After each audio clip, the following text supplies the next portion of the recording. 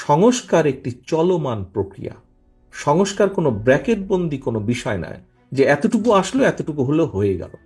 সংস্কার একটি চলমান প্রক্রিয়া। যেহেতু আমরা বিশ্বাস করি, সেজন্যই আমরা বলি যে নির্বাচন এবং সংস্কার একটি চলমান প্রক্রিয়া। সংস্কার চলতে থাকবে, কিন্তু নির্বাচন হতে হবে নির্বাচনের সময় মতন।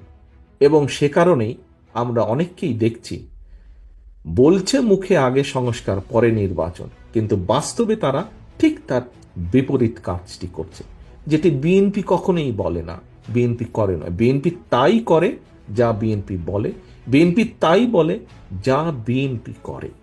বিএনপি কখন সংস্কারের প্রস্তাব দিয়েছে?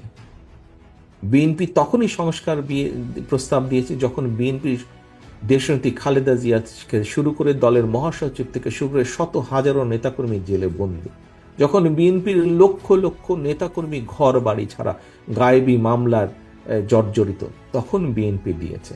আজ আমরা অনেক মানুষের মুখে শুনতে পাই সংস্কারের কথা।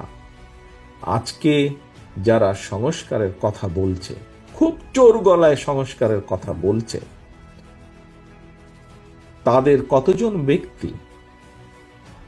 কতজন ব্যক্তি সেই সময়ে স্বৈরাচার শেখ হাসিনার রক্ত চক্ষুকে উপেক্ষা করে সংস্কার করার কথা সাহস করে বলতে পেরেছিল? আজকে যারা সংস্কারের কথা বলেছে, তারা বিএনপির নেতাকর্মীর মতন কতগুলো মামলা খেয়েছে, কতদিন অত্যাচারিত হয়েছে, কতজনের ঘর বাড়ি ভাঙা হয়েছে, কতজনকে আদালতের বারান্দায় সপ্তাহে 7 দিনের 5 দিন ঘুরঘুর করতে হয়েছে? হয়নি। খোঁজে দেখেন, কারোরই হয়নি যারা আজকে জোর গলায় সংস্কারের কথা বলছে।